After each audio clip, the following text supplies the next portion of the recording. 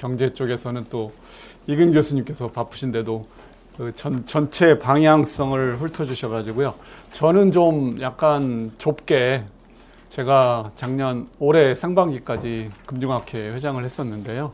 그러다 보니까 이제 여러 측면에서 관심 있게 보았던 것이 이제 금융정책 방향이죠. 현 정부의 금융정책 방향을 한번 트랙해 보면서 그 중에 이슈가 되는 거 한 3개 정도, 그 정도를 중심적으로 뭐 논란이 어떻게 되고 있는지, 그리고 그거에 대한 그 긍정적인 또는 부정적인 측면에 뭐가 있는지를 좀 살펴보면서 한번 생각해 보는 자리를 가지려고 합니다. 이거는 대선 공약 구조인데 이건 우리가 볼 필요가 없는 것 같고요. 왜 안 되지? 그래서 대선 시점으로 돌아가 봤었습니다. 대선 시점에 뭘 하려고 했는지 4가지 정도로, 금융정책만을요, 4가지 정도로 요약이 되는 것 같더라고요. 그리고 이것이 결국에 9월 초에 얼마 전에 국정과제 123개를 발표했는데 거기에 다 연관된 것들이 이제 담겨져 있습니다. 그래서 첫 번째가 자본시장 선진화 및 금융개혁이라고 하면서 이제 캠페인 시점이기 때문에 5천을 만들겠다. 코스피 5천. 그렇지만 이제 지배구조 개혁과 자본시장 투명성 강화, 금융 소비자 보호, 이런 식의 이제 이 내용들이 좀 나왔고요. 뭔가 강하게 할 거는 하고, 그리고 또 열어줄 것들은 열겠다. 그래서 그 가상자산 얘기들도 나왔고요. 빅테크 플랫폼 금융규제 개선 이런 것들도 있고, 또한 또 포용금융 쪽에 서민 청년 금융에 있어서 뭔가 인클루시브하게 하겠다라는 얘기들이 있었고, 4번째가 이제 어떤 전략적으로 우리가 추진해 나간 AI 쪽에 뭔가 방산이나 K컬처 이런 쪽에 금융 지원을 하겠다라는 방향성을 대선 공약 때 명시적으로 얘기를 했고요. 근데 이게 직접적으로는 아직 그 얘기는 하지 않았었습니다만은 그 후에 국정과제에는 이제 얘기는 됐었고요. 금융정책 감독 조직을 개편하겠다라는 얘기가 이제 계속 얘기가 돌다가 구체화돼서 나온 거는 이제 취임 이후에 구체화된 게 나온 것 같습니다.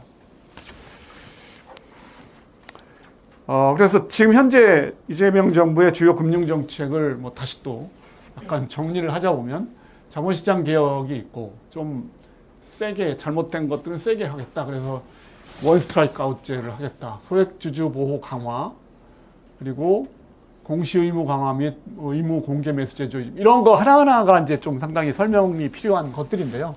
기본적인 내용은 주식시장의 규율을 좀 더 세게 하겠다라는 얘기고요. 거기에다가 이제 소액주주의 권리가 좀 확대됐으면 좋겠다라는 방향성을 갖고 있습니다. 두 번째는 아까 포용금융 관련된 거라고 볼 수가 있는데요. 배드뱅크를 설립해서 이전 정부에서도 약간 있었는데 상당히 좀 약하게 있었는데 이걸 좀 더 적극적으로 캠코가 금융권으로부터 장기 연체된 소액 채권을 매입해서 상감을 하든지 분할 상환을 하든지 이런 식으로 진행을 이미 시작을 했습니다. 8월 달에 해가지고 하고 있습니다. 그래서 부실 차원을 정부가 떠안는 건데 이게 재정 부담이 될 수도 있고, 또는 이게 이제 도덕적 문제가 있고, 도덕적 위험의 문제가 있고, 이런 것들이 좀 있습니다. 먼저 전세 사기 피해자부터 구제를 하겠다, 취약계층을 구제하겠다 이렇게 얘기하고 있지만 항상 하는 얘기가 도덕적 위험의 문제가 항상 있는 것이 아니냐, 그런 얘기가 있고요. 지금 핫한 이슈 중에 하나가 이제 가상자산 정책 제도와 또 스테이블 코인 문제들, 이런 것들이 지금 조금 더 적극적인 방향으로 추진이 되고 있고요. 4번째가 그 국민성장 펀드를 조성해서 집중적으로 민간 기업이 아직 못하고 있는 것들을 이제 정부 주도하에 민간을 참여시키면서 하겠다라는 건데, 정부하고 민간하고 반반 기금을 내서 하겠다는 건데요. 여기도 이게 정부가 자꾸 하려고 하는 게 얼마나 잘할지 좀 위험스러운 부분들이 있습니다. 자, 그래서 요거에 대한 논란을 간단하게 정리를 해보면, 상법은 좀 이따 얘기를 할 거고요. 세법 개정이 있습니다. 이게 바로 이제 대주주 기준을 50억으로 할 거냐, 10억으로 낮추려고 했었는데 다시 또 환원되기로 했는데, 대주주 기준을 10억으로 낮추면 대주주 기준이라는 게 뭐냐면 우리가 자본이득세는 세금 안 냅니다. 근데 배당소득세가 있는데 배당소득세를 낼 때 50억 넘는 사람만 50억 주식을 갖고 있는 사람만 배당소득세를 합산과세를 했었습니다.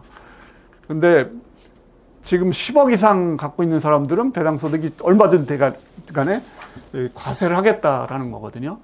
그러다 보니까 이제 그러면 고소득자들에 대해서 이제 세금을 더 걷겠다는 건데 10억으로 하니까 지금 통계에는 1, 2만 명밖에 안 되지 않느냐 이런 얘기 나오지만 10억이라는 주식을 갖고 있게 될 가능성이 있을 수도 있으니까 그런 경우에 과세가 되면은 좀 안 좋지 않을까라고 생각했는데 그러면서 이제 당근책으로 그러면 합산과세 하지 않고 누진세율로 분리과세를 시켜주면 그냥 정률로 20% 세금으로 해주겠다. 그러면 이제 고소득자한테는 유리한 겁니다. 분리과세를 해주면. 그렇게 이제 하는 쪽으로 시도를 하다가 반발이 심하니까 이제 50억으로 대주주 기준을 환원시켰습니다. 그리고 이건 자본시장 규제 강화가 있고요. 이제 과도화할 수도 있지 않느냐 이런 얘기가 있습니다만 그건 좀 상법과 관련돼서 다시 말씀을 드리겠습니다.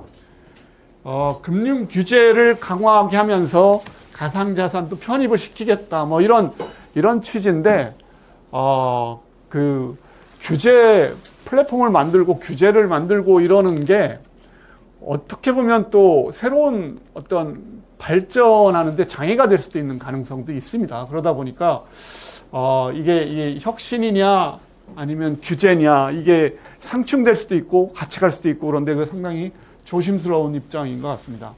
그리고 확장적 정책금융 지원이 바로 국민성장 펀드인데요. 지금 150조를 생각을 하고 있는데 그 산업은행 밑에 이 첨단 전략성장기금이라는 전략산업기금이라는 걸 150조 정도를 형성을 해서 하는데 기존에 우리가 정책펀드를 안 했던 한 경험이 있습니다. 있는데 문제가 거기에 가입을 하신 분이 있는지 모르겠습니다만은 수익성이 떨어졌던 경험들이 많고요. 민간 자본이 잘 유입할 인센티브가 별로 없었고요. 운용이 되게 비효율적으로 되어 있습니다. 그러니까 여기 중요한 거는 예를 들면 다른 나라들이 국부펀드 그런 것들이 있습니다. 있는데 완전히 독립적으로 좀 장기적인 플랜을 쌓아가면서 독립적으로 운영되어야 되는 건데 우리는 이제 어떻게 보면은 육성시켜야 될 산업에 정부의 입장이 들어가서 수익성을 얼마나 따질지 모르겠지만 대박 나면 좋겠죠. 근데 그런 식으로 가다 보면 수익성이 어떻게 관리가 될지는 잘 모르겠습니다. 그러니까 정책금융처럼 느껴지지 수익성을 추구하는 어떤 펀드처럼 느껴지지 않을 수도 있기 때문에 이게 과도하게 옛날에 산업은행을 최초에 설립했던 거의 취지처럼 어떤 성장 전략을 위한 금융 지원이라는 그런 측면이 좀 있지 않을까 그런 생각이 듭니다. 그래서 관치금융이 더 세질 수도 있는 거 아니냐 이런 생각을 해볼 수가 있습니다. 자, 이제 두 가지만 더 얘기를 하겠습니다. 하나는 상법 개정이고요. 하나는 조직 개편입니다. 정부 조직 개편인데 상법 개정은 지금 5개인데요. 이 중에 한 2가지 정도는 그냥 긍정적이라서 별로 그렇게 많이 얘기할 건 없고요. 집중투표제는 이사를 선임하는데 한 사람씩 선임을 하면 아니면 한 번에 일괄해서 하면은 우리 지금 현재 투표는 대주주가 모두 지명할 수 있습니다. 선출하는데 이제 투표권을 행사하면 되니까. 그런데 이제 지금 집중투표제는 뭐냐면 5명을 뽑는다 한꺼번에. 그러면 소액주주는 한 주가 있을 때 5건의 권리를 한 사람한테 몰아줄 수가 있습니다. 그럼 소액주주들이 뭉치면 한 사람을 세울 가능성은 있죠. 자기가 원하는 이사를 한 명은 만들어낼 수는 있습니다. 근데 지금 상황에서는 5명을 일괄적으로 놓고 투표하라. 그러니까 안건으로 놓고 그럼 대주주가 항상 이깁니다. 그러니까 5명을 다 대주주가 선출할 수 있는 상황이기 때문에 그걸 못하게 해야겠다. 그래서 이제 그 집중투표제를 했는데 이 자산 총액 2조 이상 대규모 상장회사는 이전에는 정관으로 배제하는 게 가능했는데 지금은 의무화한 겁니다. 그래서 지분이 적은 소수라도 원하는 인물을 이사회에 진입시킬 수가 있다라는 얘기고요. 그리고 또 요게 또 이제 상당히 독특한 우리나라만 지금 있는 건데요. 감사위원 선출할 때 이사 중에서 감사를 선출하는 게 지금 현재의 상황인데요. 그런데 그러다 보니까 대주주가 다 뽑아놓은 이사 중에서 감사 선출하는 게 대주주가 입맛에 있는 사람이 감사니까 견제가 되겠느냐 이런 얘기죠. 그러다 보니까 안건을 따로 해라. 따로 해서 이사 중에서 감사를 뽑는데 감사위원을 뽑을 때 분리해서 그 안건을 따로 하면 그리고 그때 지분율이 아무리 높아도 3%만 행사를 해라. 최대 주주하고 특수관계인을 3%만 행사하라 그러면 그거 이 지분이 확 줄어드는 거죠.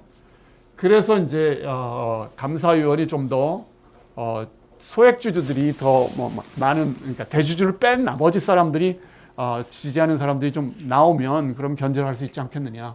지금은 실제로 이제 중요한 게 뭐냐면 이 사회가 견제 기능을 못 하고 있다는 거죠. 그리고 감사도 제대로 된 감사를 하고 있느냐라는 것도 못 하고 있다는 거죠. 그런 것을 하기 위한 그 고육지책이라고 보는데 세계적으로 이러한 거는 없습니다. 집중투표제도 일부 미국의 주가 있는데 정관으로 배제할 수 있게 돼 있어서 별로 사용되지 않고 있습니다. 그런데 이렇게 하는 이유는 이사회가 이사회의 역할을 못하고 경험 있으신 분들은 아시겠습니다. 사회이사가 주주가 뽑아준 거니까 대주주가 뽑아준 거니까 대주주한테 친하게 지내고 미래에도 대주주를 잘 아는 사람이 사회이사가 될 수 있다고 생각을 하니까 대주주의 이익에 반하게 막 이렇게 견제를 하기가 좀 어려운 그런 측면이 있습니다. 요거는 내년 7월부터 시행합니다. 그리고 또 요거를 바꿨잖아요. 회사 및 주주도 넣자. 근데 이거는 저는 뭐 큰 문제는 아닌데요. 넣고 봤더니 이미 이건 다 통과된 겁니다. 회사 및 모든 주주의 공동이익을 충실하는 걸로 바뀌었습니다. 이걸 왜 공동이익을 넣었지? 왜 모든을 넣었지? 그냥 회사 및 주주에 대해서 충실하면 된다라고 하면 그냥 그렇게 큰 반발이 없겠는데 모든이 의미하는 바가 무엇인가? 공동이익이라는 게 무엇인가를 모호성을 만들어 놔가지고 이거에 대해서 좀 뭐라 그럴까 좀 결국에는 법정인 건데 소송이 있을 때 어떻게 해석하는지는 좀 여지가 너무 남아 있다는 거. 이거는 뭐 문제는 없는 것 같습니다. 소수주주 권리 강화, 이 감사위원 후보를 소수주주가 추천할 수 있는 권리가 있습니다. 이제 새로 생겼습니다. 그래서 이렇게 이 룰도 하면 결합을 하면 따로 뽑을 수도 있겠다는 생각을 하고요.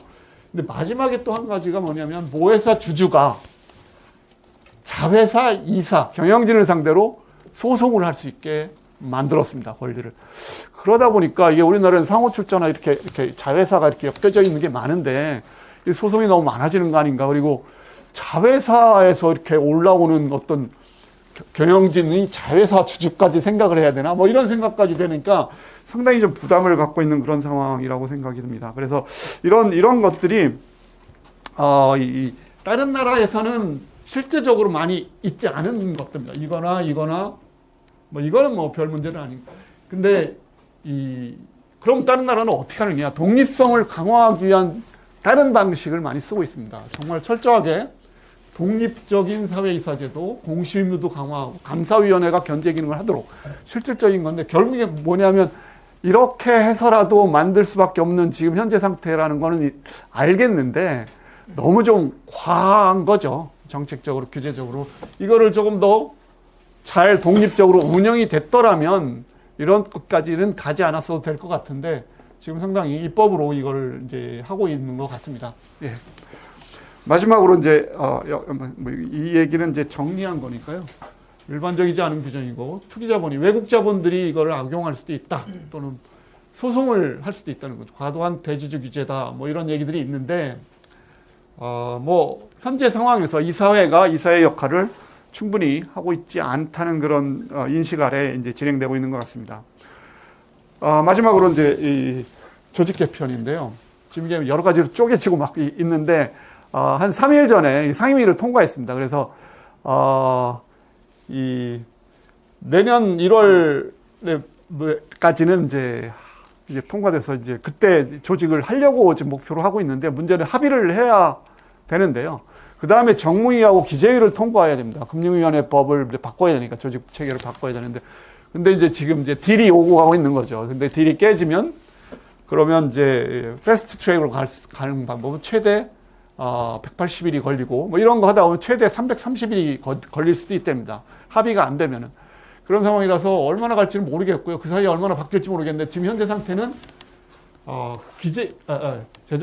기재부를 잘라서 예산은 기획예산처럼 해갖고 예산 기능을 총괄하고요. 재정경제부는 재정, 경제정책, 금융정책은 여기 재정경제부가 하고 이 금감위라는 거를 만드는데 여기에 금융위원회를 잘라서 금융정책은 재정경제부로 가고 금융산업진흥도 절로 가겠죠. 금융감독 기능은 여기로 오고 그리고 금감원은 또 이 금융감독위원회 산하에 금융소비자보호원하고 금융감독원이 있게 됩니다. 그래서 그 공공기관으로 지정을 하고 그리고 이 금융감독을 총괄하는 약간 산하기관이 돼버리니까 금감원은 반발을 하고 있습니다. 왜냐하면 여기서 다 제재나 조정은 다 이루어지는데 여기 검사와 감독을 여기서 하라는 건데 그러니까 뭔가 집행만 하라는 그런 게 되다 보니까 권한도 축소되고 그렇게 돼가고 있고 그래서 지금 여러 가지가 지금 이게 이렇게까지 가겠느냐라는 생각을 모르겠는데 일단 상임위 통과한 거는 이렇게 지금 이제 결론이 이제 나 있는 상태고요. 뭐 전부터 얘기했던 이 권한이 너무 세니까 자르자라는 게 이제 기본적인 생각인 것 같습니다. 예산 빼고 재정경제부 빼고 그리고 여기가 어떻게 감독하고 정책하고 자기네가 한 정책인데 그걸 또 감독을 어떻게 할 수 있느냐 이러다 보니까 이제 충돌이 된다, 모순이 된다 그래서 자르자라는 얘기인데요. 그래서 뭐 이런 식의 이제 약간 기대 효과가 있는데 문제가 결국에는 이제 뭐 상충되는 걸 다시 입사시켜가지고 이렇게 만들고 이러는 건 좋은데 그 과도기의 혼선이 좀 꽤 있을 것 같고요. 그렇게 하고 나서도 과연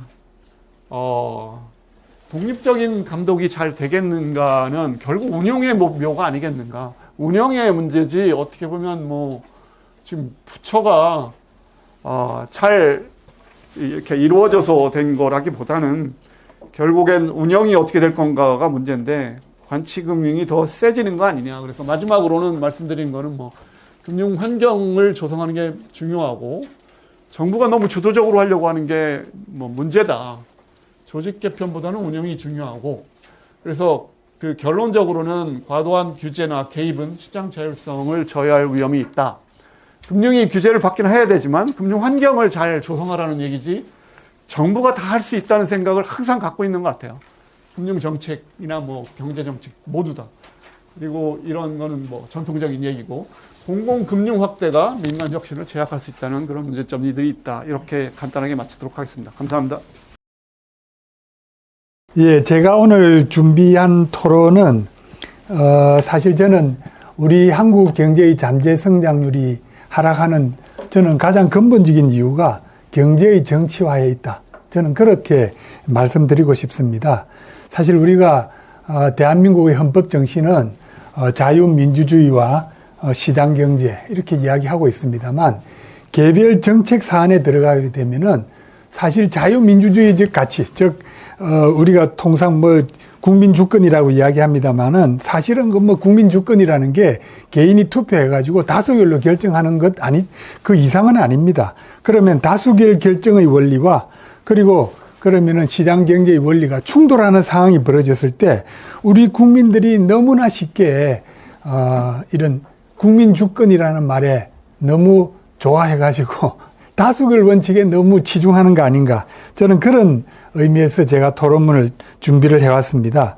방금 앞에서 그 우리 이건 교수님 발제도 계셨습니다만은 개별 정책 사안에 있어서 예컨대 대주주 기준이라든지 또는 노란봉투법, 상법 이런 정책적인 대립에 있어서 보면은 대부분의 경우에서는 다수결에 의해서 결정하는 것이 올바른 것이 아닌가 이렇게 생각을 하게 되면은 우리는 사실상 경제적인 논리를 무시하게 되는 겁니다. 그래서 저는 오늘 이 자리에서 사실상 많은 우리 그 한국의 경제학자들이 그리고 또 우리 국민들이 잘 느끼지 못하고 있는 그런 부분들에 대해서 사실 우리가 공공선택론의 내용을 제가 좀 강조를 하면서 우리가 이 문제에 대해서 어떻게 이해해야 될 것인가, 저는 그런 점을 좀 강조하고 싶었습니다. 제가 토론문에서는 제1번 문단에서는 제가 남도구 전 총리님에 대해서 에피소드 2가지를 정리를 했는데 시간 관계상 생략을 하도록 하고요. 저는 4번 문단부터 좀 빠른 속도로 읽어보고 싶습니다. 사실 우리가 1987년 대통령 직선제가 채택될 때 저는 당시의 사회적 분위기를 아주 똑똑히 잘 기억하고 있습니다. 그때 우리 국민들이 대통령을 직접 선출하고 국회의 권한을 강화하면은 한국이 갖고 있는 모든 사회적 문제들은 저절로 잘 해결될 줄 알았습니다. 정말 대통령 선거는 국민 축제의 장이 되고 또 국회의원들은 국민들의 기대에 어긋나지 않도록 대통령을, 제왕적 대통령을 잘 견제하리라고 우리 모두가 그렇게 기대를 해왔었습니다. 그런데 한 38년 정도 시간이 흐르고 나니까 저는 많은 분들이 실망을 하고 있다고 생각합니다. 사실 우리가 그 전만 하더라도 정치의 본질에 대해서 우리는 정치의 본질을 잘 알지를 못했습니다. 즉, 그러니까 밀실에서 엄밀하게 이루어져 가지고 우리가 잘 모르던 부분들이 정치에서 잘 드러나기 시작하면서 모든 국민들이 정치에 대해서 이해하고 또 한편으로는 실망을 하고 그러면서 다들 나만 왜 이렇게 순진하게 살았지? 나만 왜 이렇게 주민등록제 안 옮겼지? 나만 왜 이렇게 부동산 투자 안 했지? 이런 대각성이 일어나면서 저는 대통령 선거와 국회의원 총선은 이제 국민 축제의 장이 아니라 상호 정오의 장이 되었고 또 대통령과 국회의원들은 존경의 대상이 아니라 조롱과 비아냥의 대상이 되고 있다고 저는 생각을 하고 있습니다. 저는 정치적 민주화가 이렇게 세월이 흘러가니까 어떤 결과가 나타나는지를 저는 38년간 살아가면서 이제 비로소 깨닫게 됐습니다. 5번 문단입니다.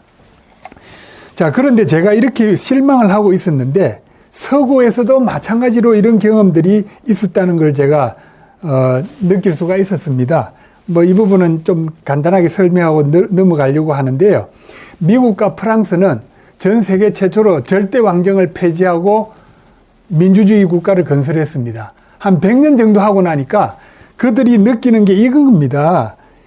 개별 절대 왕정을 대신해서 대중의회가 민주주의에 많은 기여를 했지만은 효율적인 행정에는 거의 기여하지 못했다.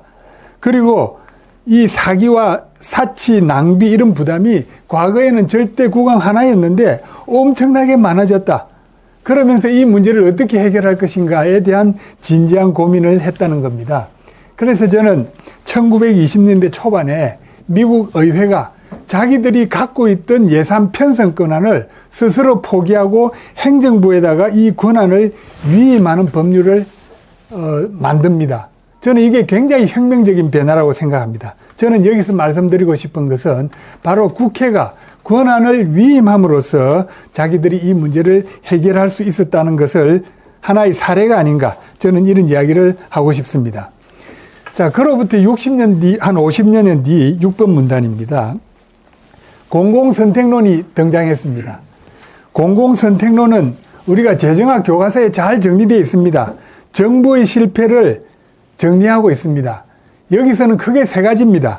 저는 이걸 물론 이제 다소 이론적인 표현보다는 다소 일반인들에게 와닿는 그런 약간의 정치적인 표현을 쓰고 있습니다만은, 첫째, 국민 주권의 다수결 정치는 일관성 있는 결정을 결코 내리지 못합니다. 우리가 다수결 원리라는 것이 일관성이지 않다는 것은 분명하게 밝혀져 있는 사실입니다. 사실 사회 문제에 있어서 일관성 있는 판단을 내리지 않는다고 하는 것은 결국 국민적 합의를 이루어내지 못한다는 것입니다. 그만큼 굉장히 중요한 이 요건을 충족하지 못한다는 사실을 우리는 인지해야 된다는 겁니다. 두 번째로는 국민 주권의 다수결 정치는 국리 민복과는 무관하다는 사실을 저는 우리가 잘 알아야 된다는 겁니다. 물론 이게 경제학적 용어로는 파레토 개선을 달성하는 것이 정치적인 다수결로는 전혀 무관하다는 그런 내용입니다. 그런데 우리가 이 사실을 좀 더 정치적인 용어를 써서 표현하자면은 결국 국민 주권의 다수결 정치는 국리 민복과 무관한 결정을 내릴 수 있다는 겁니다. 그리고 세 번째로는 가장 중요한 것이 국민 주권의 다수결 정치는 정치인과 그 추종 집단의 이익을 가장 우선시한다는 소위 말해서 우리가 철의 삼각형이라고 하는 그런 이론이 있지 않습니까? 저는 그래서 이 공공선택론의 이 세 가지 명제를 우리가 잘 유념해야 된다. 그럼에도 불구하고 개별적인 정책 현장에서는 다수결 정치로 표현되는 민주주의 가치와 시장 경제의 가치가 충돌할 때 우리는 너무도 쉽게 그리고 당연하다는 듯이 정치의 가치를 압도적으로 많이 선택하고 있습니다. 저는 이것이 바로 우리 달리 이야기하면은 경제의 정치와 정치 만능주의라고 부를 수 있고, 이것이 저는 2000년대 이후에 우리 한국 경제의 잠재 성장률을 떨어뜨리는 결정적인 이유라고 생각하고 있습니다. 개별 정책적인 사안에서 이런 선택들이 굉장히 많이 이루어진다는 겁니다. 7번 문단은 제가 좀 자세히 읽고 싶습니다.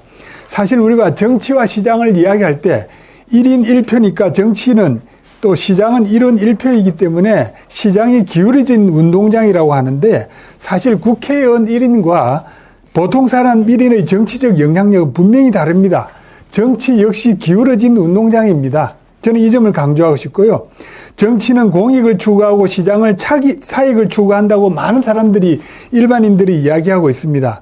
그 결과는 오히려 반대입니다.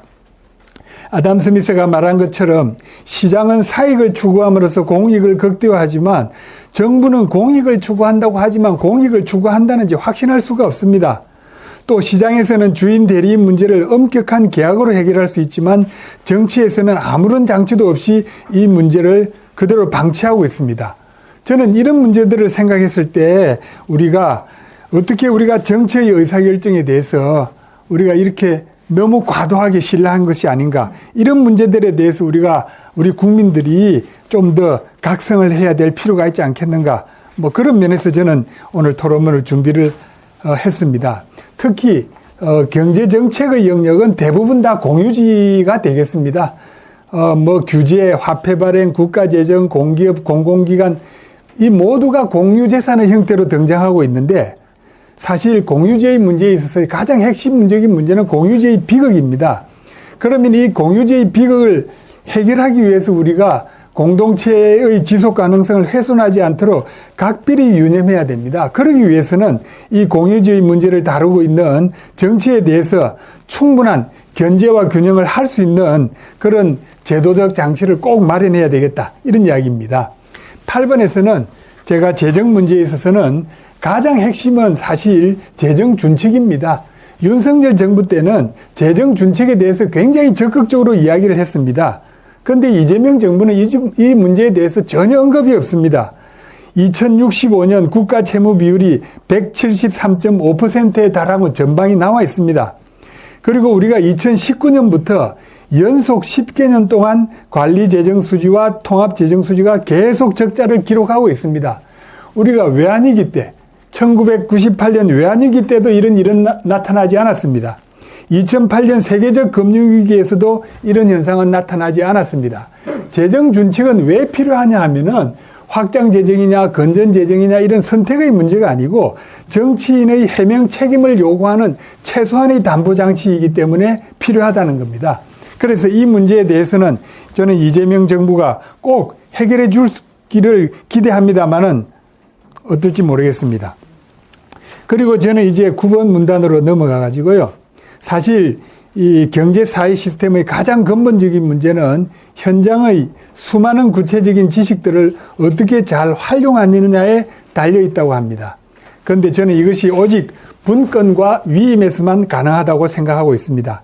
사실 시장이 정치보다 우위에 있는 이유는 분업과 전문화가 그만큼 잘 이루어지기 때문입니다. 우리의 정치도 이런 일을 본받아야만 그나마 올바른 길로 들어설 수 있다고 생각합니다.